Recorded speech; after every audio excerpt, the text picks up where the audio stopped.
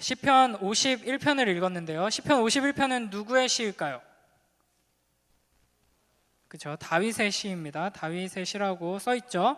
그래서 시편 보면은 1절 시작하기 전에 파란색 글씨로 이렇게 가로쳐서 나와 있는 게 있는데, 이것도 원래 성경에 있는 거예요. 성경책을 만들면서 이렇게 편집하는 사람들이 쓴 게 아니라 원래 처음 성경에 있던 거기 때문에 이것도 우리가 잘 보면서 이제 시편을 파악해야 하는데, 다윗의 시죠. 우리가 한번 쭉 읽었는데 어떤 분위기의 시인 것 같아요? 1번 기쁨과 감사, 2번 슬픔과 괴로움. 자, 손가락으로, 온라인으로 하는 사람들은 댓글로, 1번, 2번. 1번 뭐라 그랬죠? 기쁨과 감사. 2번 슬픔과 괴로움. 자, 손가락으로 표시해 보세요. 1번, 2번. 시작. 들어보세요. 골고루 나왔어요. 제가 의도한 대로.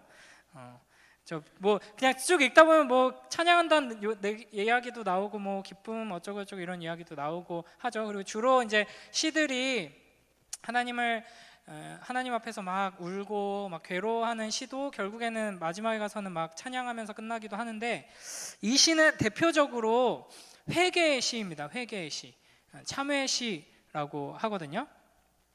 그래서 이제 1절 위에 파란색 글씨로 보면은 어떤 배경에서 무엇 때문에 회개하면서 하나님께 올려드린 회개의 시인지 나와 있죠.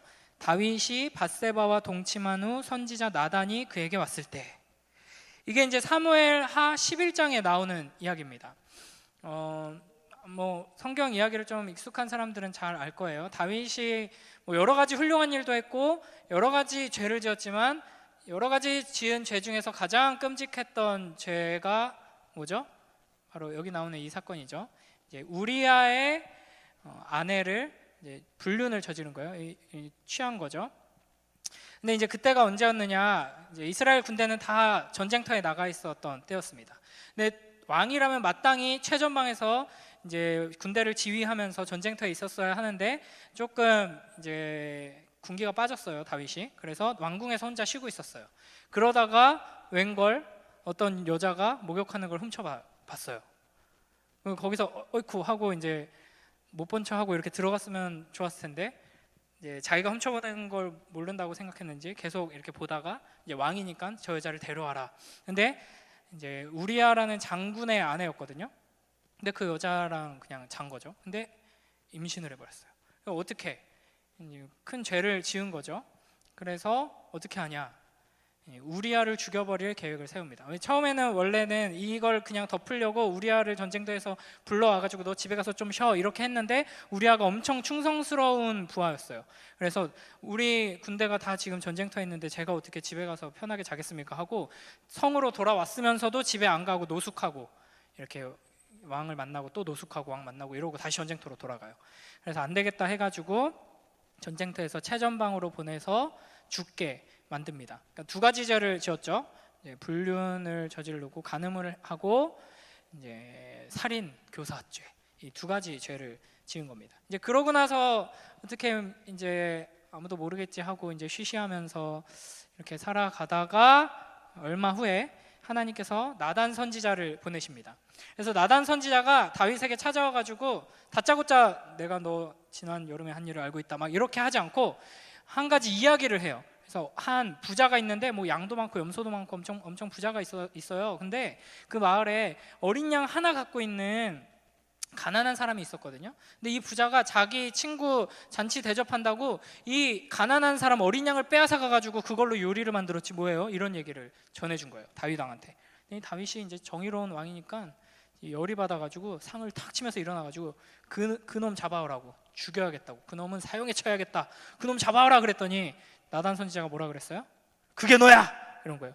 네 얘기 이러면서 이제 다윗이 행한 그 악행에 대해서 이제 지적하고 심판을 선언하죠. 그 이야기를 듣고 다윗이 하나님 앞에 엎드려서 회개하며 올린 기도가 바로 이 시편 51편입니다. 그래서 이제 어떻게 기도하는가 한번 볼까요? 51편 1절 2절 한 번 더 읽어보겠습니다. 시작. 하나님이여 주의 인자를 따라 내게 은혜를 베푸시며 주의 많은 긍휼을 따라 내 죄악을 지워주소서. 나의 죄악을 말갛게 씻으시며 나의 죄를 깨끗이 제하소서. 아멘. 그래서 이제 자기의 죄를 하나님 앞에 인정하면서 내 죄를 씻어달라, 깨끗이 해달라, 없애달라 이렇게 이제 구하면서 기도를 시작합니다. 근데 여기 보면은 한글로 보면은 비슷한 표현인데 먼저 1절에 보면은 주의 많은 긍휼을 따라 내 죄악을 지워주소서. 죄악 나오죠. 그 다음에 2절에 나의 죄악을 말갛게 씻으시며 할 때 또 죄악, 나의 죄를 깨끗이 제하소서 할 때 죄. 이 세 개가 다 그냥 죄악, 죄악, 죄 이렇게 한글로는 번역되어 있는데 원래 히브리어로 보면은 조금 다 다른 표현입니다. 그러니까 죄가 무엇인지를 다윗이 이렇게 다양한 표현으로 하면서 고백하고 있는 거죠. 그래서 첫 번째로 죄악이라고 되어 있는 단어는 선을 넘는 거. 그런 말 많이 쓰죠. 선 넘네.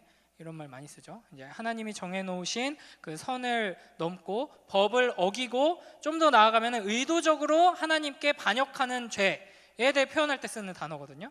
그 다음에 이제 두 번째로 또 죄악을 씻으시며라고 할 때 그 죄악은 부패하고 타락한 상태. 그러니까 내가 지금 망가졌다, 내가 썩었다. 이런 것을 또 고백하고 있는 거고요. 세 번째로 내 죄를 깨끗이 제하소서, 내 죄를 아주 깨끗이 없애주세요라고 이제 할 때 그 죄는 이제 관역에서 벗어났다 하는 그런 의미를 가지고 있습니다. 그러면서 이제 이렇게 표현하면서 3절에서 내 죄를 내가 알고 있고 내 잘못이 항상 눈앞에 아른거립니다라고 고백하고 있죠. 그러니까 하나님 앞에 자기의 죄에 대해서 괴로워하면서 슬퍼하면서 지금 기도를 하는 겁니다. 그러면서 4절에 뭐라 그러냐면요, 한번 같이 읽어볼까요? 4절 시작. 내가 주께만 범죄하여 주의 목전에 악을 행하였사오니 주께서 말씀하실 때에 의로우시다 하고 주께서 심판하실 때에 순전하시다 하리이다. 아멘. 여기 다윗이 이렇게 이야기하는 뉘앙스를 우리가 잘 파악해야 돼요. 잘못 읽으면 내가 주께만 범죄하여 주의 목전에 악을 행하였사오니 라고 하니까 뭔가 지금 다윗이 범한 죄가 심각하죠. 한 여인을 남편에게서 빼앗아서 자기가 차지해버렸고, 그죠?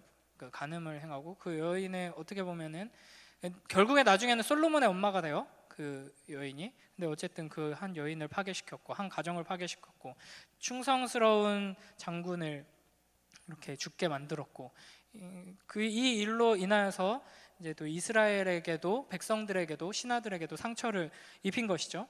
명백하게 이제 큰 피해를 입은 죽은 사람과 가정이 파괴된 사람, 피해를 입은 사람이 있음에도 불구하고 다윗은 지금 내가 주께만 범죄하였다라고 말하고 있거든요. 그러니까 잘못 읽으면 내가 저 사람들한테는 사실 뭐 크게 잘못한 게 없지, 하나님께 잘못한 거고 하나님께 회개하면 다 해결되지, 뭐 이런 식으로 이야기하는 것처럼 들릴 수가 있어요. 여러분이 잘 모른다고 했지만 제가 지난 시간에 예화로 든 그 밀양이라는 영화에서 감옥에 있는 그 살인범이 자기가 이 감옥에서 예수님을 만나서 예수님이 내 죄를 다 용서해 주셨어요 라고 하면서 자기가 죽인 그 아이의 엄마를 만나가지고 환하게 웃으면서 막 간증을 하는 그런 사람들의 고백처럼 이렇게 오해할 수가 있는데, 다윗은 지금 그런 의도로 하는 말은 아니에요. 그러니까 오히려 자기가 지은 죄가 얼마나 큰 죄인지를 강조하면서 이렇게 표현을 하는 거예요. 그러니까 내가 단순히 이 밧세바와 또 우리아를 죽게 만들고 밧세바를 그렇게 만들고 많은 사람들을 실망시키고 한 걸 내가 뭐 용서를 어떻게 구하고 막 다 이 문제를 되돌리기 위해서 내가 할 수 있는 최선을 다해서 이렇게 한다고 해서 저들의 용서를 받을 수 있을지라도 그럴 수도 없지만 그럴 수 있을지라도 이거는 하나님께서 나를 용서해 주시지 않으면은 해결받을 수 없는 심각한 죄다. 그래서 모든 걸 왕의 권한을 가지고 내가 노력을 해서 이 모든 내가 저지른 죄악들을 다 바로잡는다고 할지라도 하나님께서 나에게 심판을 내리신다면 나는 심판을 받을 수밖에 없는 그런 자다. 뭐 이런 고백을 담고 있다고 할 수 있죠. 그러니까 궁극적으로 지금 다윗이 저지른 죄가 무엇인가 하는 것에 대해서 이제 다윗은 이야기하고 있습니다. 그래서 5절에서는 또 이렇게 말하죠. 함께 읽습니다. 시작. 내가 죄악 중에서 출생하였으며 어머니가 죄 중에서 나를 잉태하였나이다. 이것도 이제 나 원래 태어날 때부터 죄로 가득 차가지고 태어났어. 나 원래 악인으로 태어났어. 뭐 이렇게 지금 핑계를 댄다든지, 뭐 엄마가 그렇게 날 낳았는데 어쩌라고, 뭐 이런 말이 아니라, 그러니까 자기의 이 잘못, 자기가 저지른 이 끔찍한 죄의 궁극적인 원인이 무엇인가를 다윗은 바르게 파악하고, 그렇기 때문에 어떻게 해결해야 하는지를 바르게 알고 지금 고백을 하고 있는 거거든요. 그러니까 단순히 내가 실수했다, 내가 너무 큰 실수를 했다, 내가 너무 돌이킬 수 없을 만큼 큰 실수를 했다, 이게 아니에요. 실수가 아니라는 거죠. 내가 원래 이렇게 악한 자다. 문제는 내가 정신을 차렸어야 되는데, 내가 전쟁터에 그때 안 가고 게으르게 그렇게 있었으면 안 되는데, 뭐 이 정도 문제가 아니라 나의 존재 자체가 문제구나, 내가 존재 자체가 죄인이구나, 이걸 지금 고백하는 겁니다. 내가 엄마 뱃속에서 태어났을 때부터 나는 죄인으로 태어났습니다. 이걸 지금 하나님 앞에 고백하는 거죠. 그러니까 우리가 착각하기가 쉬운 게, 쬐끄만 갓난 애기들 보면 너무 사랑스럽고 귀엽죠. 얘네가 뭐 무슨 죄를 지을까 이렇게 생각하겠지만, 모든 사람은 엄마 뱃속에서 태어나면서부터 죄인으로 태어나서 죄를 지으면서 태어납니다. 그래서 이제 제가 종종 인용하는 사람 중에 제일 많이 인용하는 게 뭐 루터나 어거스틴 인용하죠. 이제 어거스틴이 참회록이라는 책을 썼는데, 거기서 이제 자기의 죄에 대해서 막 이렇게 막 참회를 해요. 근데 어느 죄까지 참회를 하냐면, 참회 말고 참회, 회개하는 거예요. 내가 이런 죄인이다, 이런 죄를 지었다를 정말 어린 시절, 그래서 이 어거스틴이라는 사람이 너무 천재이기 때문에 머리가 좋아서 아주 어린 시절까지 다 기억하고 있다라고 뭐 보기도 하지만, 이제 주변의 다른 아기들이 행동하는 패턴들을 보면서 나도 저랬을 텐데, 저게 정말 죄악된 모습이다라는 것을 깨닫고 하나님 앞에 회개하는 거예요. 그래서 아주 갓난쟁이가 어떻게든 살기 위해서 응애응애 울면서 엄마 젖을 막 빨아제끼고 막 엄마를 피곤하고 힘들게 하죠. 누군가를 괴롭게 만드는 거예요. 태어나자마자부터. 여러분, 뭐 우린 다 그렇습니다. 태어나자마자부터 이제 뭐 엄마와, 특히 엄마와 또 이제 부모님과 가족들을 괴롭게 만들죠. 저도 이제 어제 밤에 2시 좀 넘어서 겨우 잠들었는데, 4시 한 10분부터 혜든이가 울어제끼기 시작하더니, 그래가지고 거의 한 5시까지 또 못 자고 이제 6시에 일어나고 이랬거든요. 사랑스럽죠. 제 아들이니까. 제 아들이 아니어도 이렇게 사랑스러웠을 것 같아 하면서 너무 예뻐요. 그런데 그 새벽 4시에는 진짜 이를 악물고 야 자라, 제발 자라 막 이러면서 한숨 쉬고 이러다가 겨우 잠들었거든요. 잠들고 나서 이렇게 누워있는 애를 향해서 제가 진짜 한 5분 동안 분이 안 풀려가지고, 지금 잤어야 되는데 내일 일어나면 얼마나 피곤할까, 지금도 피곤한데 시간을 보니까 뭐 지금 자봤자 뭐 소용도 없을 것 같고, 그래가지고 자는 애를 향해서 제가 진짜 하면서 막 그렇게 화풀이를 하고 잠깐 누웠다가 나왔거든요. 그러니까 우리는 태어나면서부터 죄인으로 태어나는 거죠. 회개하고 거듭나야 하는 죄인으로 태어나는 겁니다. 그러니까 우리가 항상 기억해야 할 게 뭐냐면, 여러분이 이제 교회 와서 하나님 말씀 통해서 여러분이 제일 많이 듣는 이야기 중에 하나가 우리는 죄인이다, 여러분은 죄인이다 잖아요. 근데 여러분이 죄를 짓기 때문에 죄인이 아니라는 거예요. 여러분이 하나님 말씀을 이렇게 계속 전하고 하나님 말씀에 귀 기울여라, 하나님 말씀대로 살아라 라고 계속 듣지만 그대로 순종 안 하고 자꾸만 게으르고 자꾸만 사랑하지 않고 미워하고 그래서 여러분이 죄인이 아니에요. 왜 죄인이에요? 여러분은? 여러분이 죄를 지어서 죄인이 아니라 여러분은 죄인이니까 죄인이에요. 죄인이니까 죄를 짓는 거예요. 이걸 여러분이 잘 생각해야 되는 거죠. 그렇기 때문에 이제 우리가 하나님 앞에 회개를 한다라고 할 때, 이제 회개는 이제 이 다윗과 같은 회개가 하나님께 드려져야 하는 거예요. 내가 이런 것도 잘못했고 저런 것도 잘못했고, 그런 것도 사실 중요하긴 한데, 저는 뭐 딱히 이건 뭐 옳고 그름의 문제라기보다는 저의 이제 신앙적인 색깔은 그런 식의 회개와 그런 식의 기도를 별로 안 좋아하거든요. 그래서 이제 매주 예배 시작할 때마다 회개 기도하면서 한 주간의 지은 죄를 회개하고 이제 회개하면서 이제 예배 자리로 나아갑시다. 이렇게 하는 교회들도 있어요. 근데 그렇게 하면 여러분, 저도 이제 그런 교회에 있었거든요. 처음에는 이게 막 한 주간 내가 또 제일 지은 것들 하나님 앞에 이제 회개하면서 이렇게 예배 자리에 나오죠. 근데 여러분이 정직하다면 시간이 지날수록 엄청난 혼란에 빠지게 될 겁니다. 한 1년, 2년 지났어요. 막 중고등부 올라왔는데 막 중고등부 예배는 회개로 한 주간의 죄를 회개하며 주님 앞에 나아갑시다라고 하면서 예배를 시작하네. 근데 뭐 한 1년, 2년 지났어. 근데 매주 똑같아. 회개 한 주간의 죄를 회개하며 이제 예배를 시작하겠습니다. 회개의 기도를 드립시다 하는데 중1 때 여름에 했던 그 기도와 여름 방학 때 했던 기도와 중1 겨울에 했던 기도와 중2 때 했던 기도와 지금 중3인데 똑같아. 하나님, 한 주간 저는 또 죄를 지었습니다. 뭐 했고요, 뭐 안 했고요. 해결이 안 돼요. 그런 방식의 회개로는 아무것도 해결이 되지 않습니다. 문제는 뭐예요? 여러분 존재 자체가 죄인이기 때문인 거죠. 그래서 우리는 뭘 회개해야 되느냐? 나의 존재 자체를 하나님 앞에 이제 회개하며 나아가야 하는 것이죠. 그래서 7절에서 이렇게 간구합니다. 7절 함께 읽습니다. 시작. 우슬초로 나를 정결하게 하소서. 내가 정하리이다. 나의 죄를 씻어주소서. 내가 눈보다 희리이다. 여기서 이제 우슬초로 나를 정결하게 해달라고 기도하는데, 이 우슬초가 어떤 뭐 식물 같은 거예요. 식물 같은 건데, 이게 뭐냐면 출애굽기에 보면은 출애굽기에 10가지 재앙 나오죠. 거기서 마지막 10번째 재앙이 뭐예요? 장자들 그리고 동물까지도 첫 번째 태어난 첫째들을 다 죽여버리는 거잖아요. 그 무서운 재앙을 내리십니다. 그거를 하나님이 이스라엘만 빼고 이집트 사람들에게만 내리신 게 아니라 그 땅 전체에 내리셨어요. 대신 이스라엘 사람들은 어떻게 그 재앙을 피할지 알려주셨죠. 양을 잡아서 피를 문에다가 뿌리고 바르라고 하셨어요. 그걸 뭘로 바르냐? 붓으로 바르냐가 아니라 우슬초, 그 식물인데 그걸 이제 모아가지고 꽃다발처럼 이제 이렇게 묶어가지고 피에다 찍어가지고 이렇게 뿌리고 발라라라고 하셨어요. 그 다음에 이제 또 레위기 14장에 보면은 이제 나병에 걸린 사람이, 우리가 이제 누가복음 하면서 그런 장면들 많이 나오죠. 나병에 걸린 사람은 완전히 마을에서 멀리 떨어져서 이제 같이 못 살아요. 이제 따로 살아야 되고, 사람들이 가까이 다가오면 여기 오지 마세요. 저 나병 걸린 사람이에요. 저는 아주 더러운 사람이에요. 이렇게 막 소리를 질러야지. 그렇게 안 해서 실수로 누군가 가까이 오게 되면 그 사람은 돌 맞아 죽어야 되고 아주 불쌍하죠.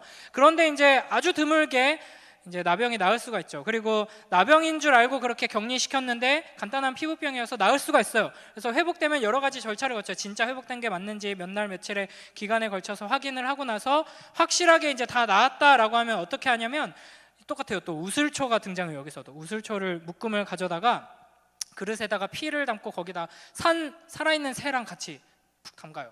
피를 묻혀요. 그래가지고 그걸 뿌려요. 그리고 새는, 피에 묻은 새는 날려보내요. 그래서 너는 완전히 이제 깨끗해졌다 하는 것을 이제 상징하는 그런 예식을 하게 되는 것이죠.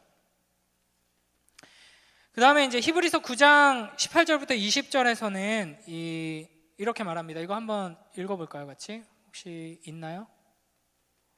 없으면 네, 한번. 여기서도 우슬초가 등장하거든요. 같이 읽어보겠습니다. 시작. 이러므로 첫 언약도 피 없이 세운 것이 아니니 모세가 율법대로 모든 계명을 온 백성에게 말한 후에 송아지와 염소의 피 및 물과 붉은 양털과 우슬초를 취하여 그 두루마리와 온 백성에게 뿌리며 이르되 이는 하나님이 너희에게 명하신 언약의 피라 하고. 여기서도 이제 우슬초가 등장하죠. 언약의 피에 대해서 이야기하면서 우슬초가 등장합니다. 그러니까 다윗이 우슬초로 나를 정결하게 해주세요라는 게 이제 우슬초가 뭐 비누나 뭐 세제처럼 그런 역할을 한다는 게 아니라 이 그 10번째 재앙을 피하게 하셨던 패스오버, 유월절이죠. 그게 넘어가게 하셨던 그 사건, 그리고 하나님의 저주로 인해서 생기는 병이라고 모두가 생각했던 이 나병, 하나님만이 치유해 주실 수 있다는 이 나병에서 다 나았을 때 그 확인받는 그 장면, 이런 것들을 떠올리면서 이제 하나님께서 그 은혜로 나를 치유해 주셔야 합니다. 깨끗게 해 주셔야 합니다. 오직 하나님만이 나를 회복시켜 주실 수 있습니다. 라는 고백이라고 할 수 있습니다. 그리고 나서 이제 8절에서는 내게 즐겁고 기쁜 소리를 들려주시사 주께서 꺾으신 뼈들도 즐거워하게 하소서. 그러니까 자기 자신을 이제 꺾어진 뼈로 이제 표현을 하는 거예요. 그런 나에게 이제 즐거움을, 기쁨을 회복시켜 주시옵소서, 이렇게 간구하는 것이죠. 그 다음에 10절 함께 읽습니다. 시작. 하나님이여 내 속에 정한 마음을 창조하시고 내 안에 정직한 영을 새롭게 하소서. 그러니까 이 표현 안에서도 우리가 하나님 앞에 이제 회개에 대해서 아주 자주 이야기하는데, 우리는 죄인이니까 회개해야 한다. 근데 이 회개가 어떤 것인가를 아주 잘 보여주는 표현이 등장합니다. 자, 하나님이여 내 속에 정한 마음을, 깨끗한 마음이란 뜻이에요. 정한 마음, 깨끗한 마음을 어떻게 해달라 그래요? 창조, 깨끗한 마음을 창조하시고, 하나님께서 태초에 하나님이 천지를 창조하시니라 라고 할 때 그 창조를 말하는 거예요. 그러니까 지금 우리 마음을 하나님 지금 너무 엉망진창이에요, 정돈시켜 주세요. 뭐 지금 너무 무너졌어요, 다시 세워주세요. 너무 더러워요, 좀 이제 깨끗하게 해주세요. 요 정도로 가능한 일이 아니다라는 거죠. 어떻게 해야 되는 거예요?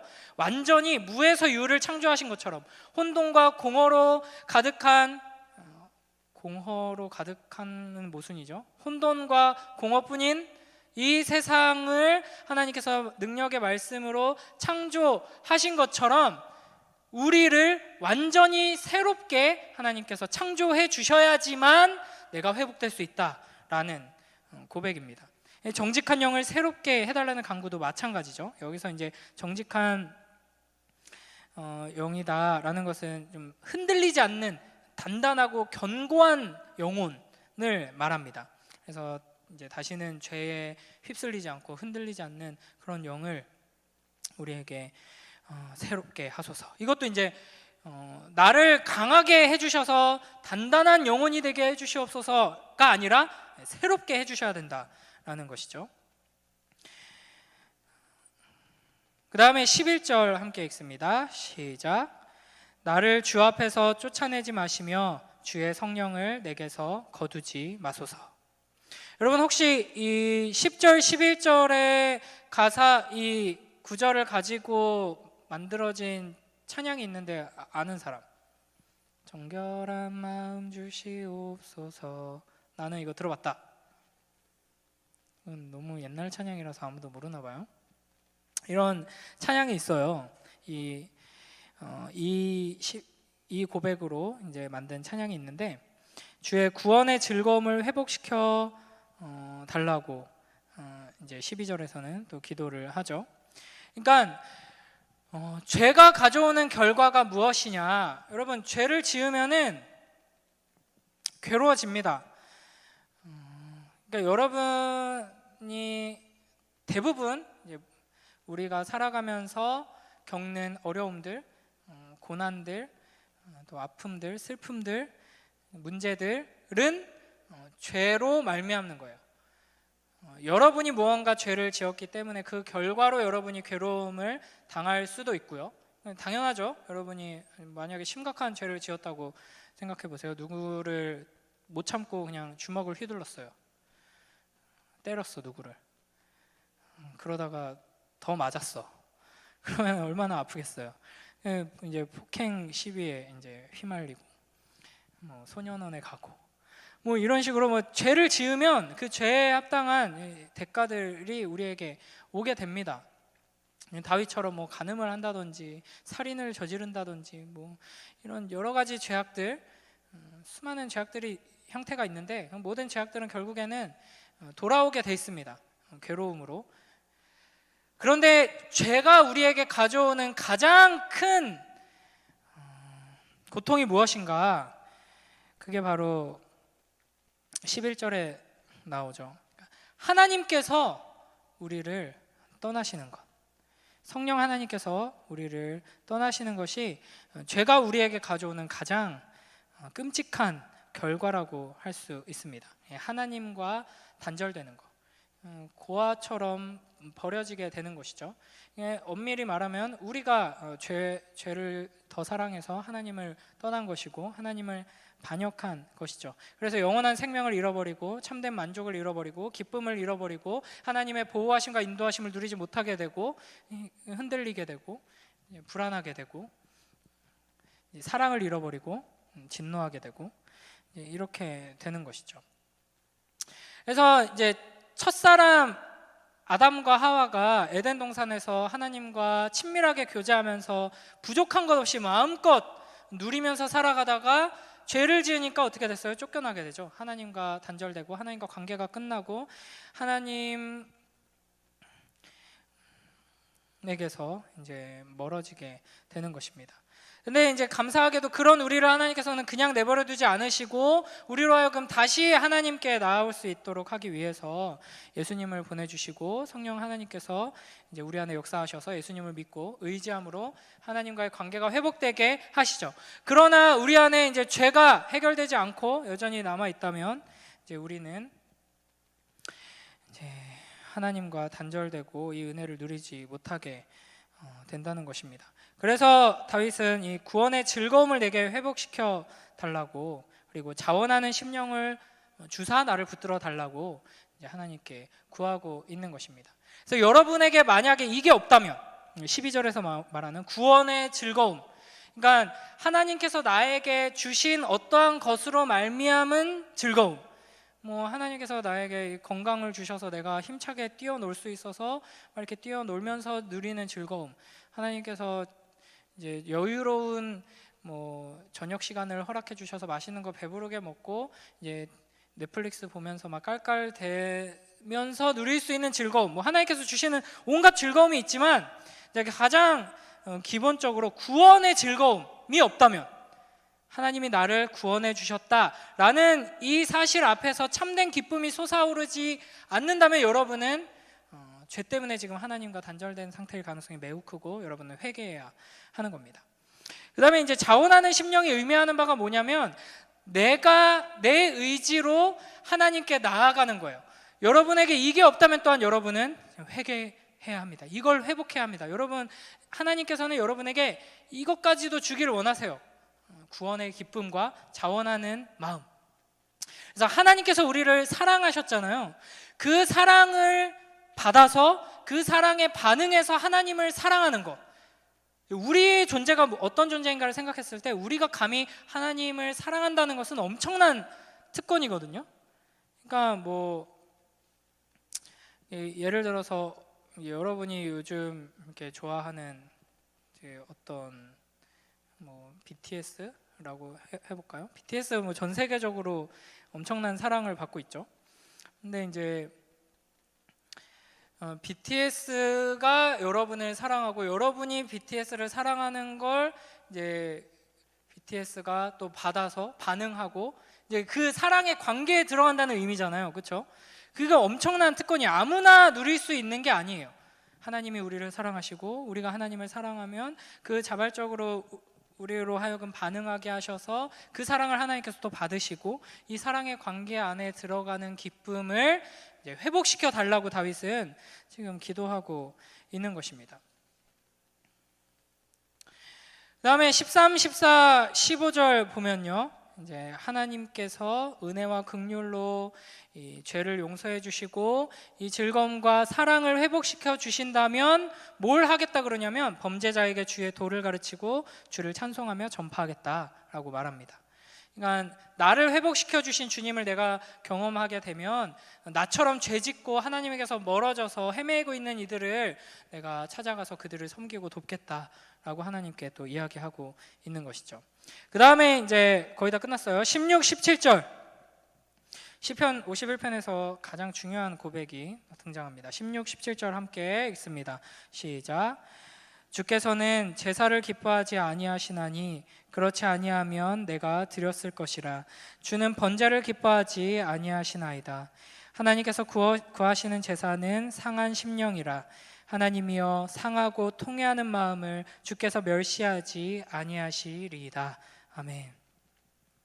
하나님께서 우리에게 제사를 명령하셨죠. 하나님 구약의 말씀을 통해서 제사를 명령하시고 번제를 어떻게 드려라 명령하셨는데 여기서는 기뻐하지 않으신다.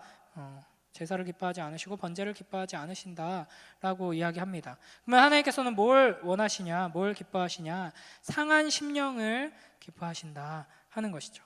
그러니까 하나님께서는 우리가 무언가를 하나님께 정성스럽게 준비해서 드리는 거 전혀 기뻐하지 않으십니다. 우리가 열심히 최선을 다해서 노력해서 무언가를 이루고 그것을 하나님께 드리는 거 하나님께 기뻐하지 않으십니다. 왜일까요? 기뻐하지 않으실 것까지는 없잖아, 그렇죠? 이거 기뻐하지만 나는 그것보다 더 원하는 게 있어, 이렇게 표현하셔도 되는데 기뻐하지 않으신대요. 받으시지 않으신대요. 왜냐하면 우리는 그렇게 할 수 없기 때문이에요. 내가 무언가를 준비해서 하나님께 좋은 걸 드리는 거, 내가 무언가를 이루어서 하나님께 드리는 거, 왜 안 기뻐하시지? 이렇게 생각하는 것 자체가 잘못된 거예요. 우리는 그렇게 할 수 없습니다. 하나님께서 우리에게 원하시는 건 뭐냐? 우리가 하나님께 드릴 수 있는 건 뭐냐? 상한 심령이에요. 깨진 마음. 이게 무슨 의미냐면 절망이에요. 절망. 나는 큰일 났다. 나는 뭐 하나님 앞에 설 자격이 안 되는 거야. 지금 다윗의 태도가 그런 거거든요. 하나님이 넌 죽어야 돼 이러면 나는 네 주님 하고 그냥 불태워져 소멸할 수밖에 없는 존재고, 내가 감히 뭐 하나님 앞에 나와가지고 하나님 제가 이런 거 했는데 한번 보실래요? 이거 하나님께 마음에 드실지 모르겠습니다. 이렇게 뭐 내가 하나님께 말 걸고 뭘 드릴 수 있는 존재가 아니다. 나는 그냥 하나님 살려주세요. 이렇게 할 수밖에 없는 존재다. 자기 자신에 대한 지극한 절망 가운데에서 깨진 마음을 가지고 하나님 앞에 나올 수밖에 없는 존재인데 그 마음을 하나님께서는 기쁘게 받으신다라는 겁니다. 그리고 이제 마지막 18, 19절에서는 아까 말했듯이 다윗의 이 죄는 한 개인이나 한 가정에게만 상처를 입힌 게 아니라 이스라엘의 이제 모든 신하들과 이스라엘의 모든 백성들에게도 큰 상처를 입혔죠. 그래서 18, 19절에서는 이 하나님께서 나를 회복시켜 주시고 나를 회복시켜 주심으로 말미암아 다시 우리에게 참된 예배가 회복되게 해달라는 기도로 이제 마무리되게 됩니다. 시편 51편을 우리가 쭉 살펴봤는데 좀 어렵죠. 너무 이게 할 얘기가 사실 많고 이 회개란 무엇인가를 이제 뭐 이 짧은 시간에 다 다룰 수가 없어서 이 시편 51편에서 이야기하는 중요한 몇몇 부분들을 다뤘는데 걱정 안 하셔도 되는 게 매일 성경 묵상 본문이 이거거든요. 그래서 일부러 오늘 이 시간에 이걸 다룬 거예요. 여러분이 그래도 어떻게든 막 들었어요 지금, 그쵸? 들었죠? 그리고 이제 내일 한 번 더 제가 영상으로 올리는 걸 듣고 여러분이 또 스스로 이 시편 51편을 읽고 묵상하면서 이 다윗이 하나님께 회개하며 드린 기도를 여러분의 기도로 하나님께 올려드리면 됩니다. 그러니까 무엇보다 우리에게 회개가 필요한데 회개해야 한다, 우리는 회개해야 한다, 이걸 이제 제가 강조하고 싶은 건데 착각하지 말아야 될 게 뭐냐면 회개해야 한다라고 하면 여러분에게 뭘 요구하는 거냐면 회개 기도를 하라는 게 아니에요. 아까 말했듯이 일주일에 한 번씩 예배당에 나오면 예배 시작하는 첫 순서로 지난 한 주간의 죄를 하나님 앞에 회개하며 나아갑시다 라고 해서 내가 잘못한 것들 뭐 있는지 생각해가지고 이거 잘못했고 저거 잘못했어요 이야기하고, 얘기 안 한 거는 용서를 못 받는 것처럼 착각하고 막 이런 방식으로 하나님 앞에서 행동하는 걸 회개한다라고 표현하는 게 아니라 다윗처럼 내가 하나님 앞에 어떤 존재인가를 기억하면서 하나님의 은혜와 긍휼을 구하는 것을 회개라고 하는 거예요. 그래서 오늘도 어김없이 등장하신 우리 마틴 루터 뭐라고 이야기했냐면요, 마틴 루터가 처음 종교개혁을 불씨를 당기면서 시작하면서 95개조 반박문이라는 문서를 이제 벽에다가 붙이면서 이렇게 종교개혁의 불길이 시작된 거거든요. 거기에 첫 문장이 뭐냐면, 그러니까 이 95개조 논제의 구체적인 주제는 사실은 그 면죄부라고 부르는 거 있잖아요. 헌금 내면은 연옥에 있는 영혼들이 천국으로 올라갈 수 있다. 헌금을 얼마 내면은 연옥에서 보통 막 몇만 년씩 있어야 되거든요. 로마 카톨릭의 이제 그 잘못된 가르침에 의하면 너네 할아버지 예수님 믿긴 믿었지만 충분히 못 믿은 거예요. 그리고 죄 지은 거를 충분히 회개했어야 되는데 다 회개 못 하고 가니까 이제 연옥에 가서 거기서 이제 죄값을 다 치르고 죄값을 다 치르면 이제 천국에 간다. 이제 이렇게 가르쳤어요. 그래서 헌금해라. 그래서 헌금해서 금화가 딸랑 떨어지면은 그 소리와 동시에 연옥에 있는 니네 엄마가, 니네 아빠가, 할머니, 할아버지가 천국으로 간다. 뭐 이렇게 이제 가르친 거죠. 그래서 그것에 대해서 이거 성경적이지 않다. 성경에서는 이렇게 가르치고 있지 않다라고 이제 반박한 게 이제 95개조 논제인데 이렇게 시작합니다. 우리 주 예수 그리스도께서 회개하라고 하셨을 때 이는 믿는 자의 삶 전체가 회개하는 삶이어야 함을 말씀하신 것이다. 로마 카톨릭, 그때는 이제 로마 카톨릭이 아니죠. 중세교회였죠. 중세교회는 어떻게 가르쳤냐면 회개하라 하셨잖아요. 마태복음 4장 17절에 회개하라 천국에 가까웠다. 회개하라를 성경 번역 자체를 다르게 했어요. 뭐라고 했을까요? 회개하라 하지 않고 고해성사하라 이렇게 했어요.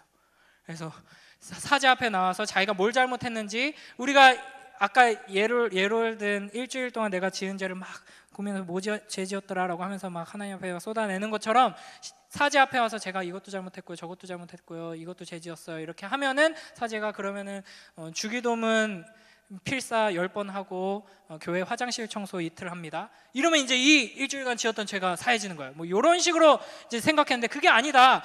회개하라. 성경에서 하나님께서 우리에게 회개하라고 요구하시죠. 그 회개하라 하는 것은 뭐냐? 우리의 삶 전체가 회개하는 삶이 돼야 한다. 너의 존재 자체가 너는 회개하는 자로 살아야 한다라는 것을 이야기합니다. 이제 비슷한 이름의 또 한 분이 있어요. 마틴 루터가 아니라 로이드 존스라는 목사님이 있거든요. 이분이 이 시편 51편을 가지고 이제 회개라는 책을 쓰셨는데 여기에서 뭐라고 말씀하시냐면 회개하지 않은 사람이 그리스도인이 된 적은 없습니다. 이제 방금 이야기한 이런 회개를 말하는 거예요. 당신의 삶에 회개의 특징이 나타나지 않는다면 그리스도인이라는 이름표를 떼어버리는 것이 낫습니다. 라고 이야기합니다. 그래서 여러분 이제 여러분에게 매일매일 하라고 강조하는 것들이 지금 계속 쌓여가고 있어요. 매일매일 하나님 말씀 읽고 묵상하고 기도해라 라고 지금 거의 2년째 강조하고 있는데 이제 한 가지 더 추가되는데 이거는 기본적인 우리의 자세에 대한 겁니다. 여러분은 매일매일 매 순간마다 회개하는 자로 서야 하는 것이죠.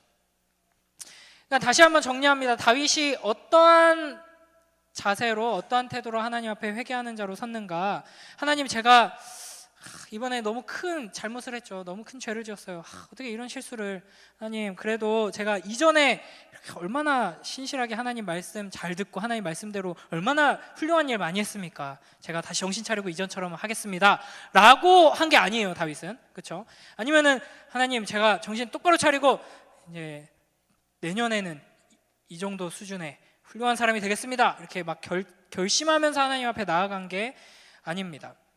그러니까 내가 얼마나 철저하게 악한 죄인인지를 정직하게 바라보면서 고백하고 나는 하나님 앞에 용서해 주세요, 용서를 베풀어 주시옵소서라고 말할 자격조차 없는 그런 권리가 없는 존재입니다 하는 것을 겸손히 하나님 앞에 고백하면서 긍휼을 구하면서 나아간 거죠. 그러니까 다윗은 오로지 하나님의 사랑, 은혜와 자비, 약속을 붙들고 나아간 것입니다.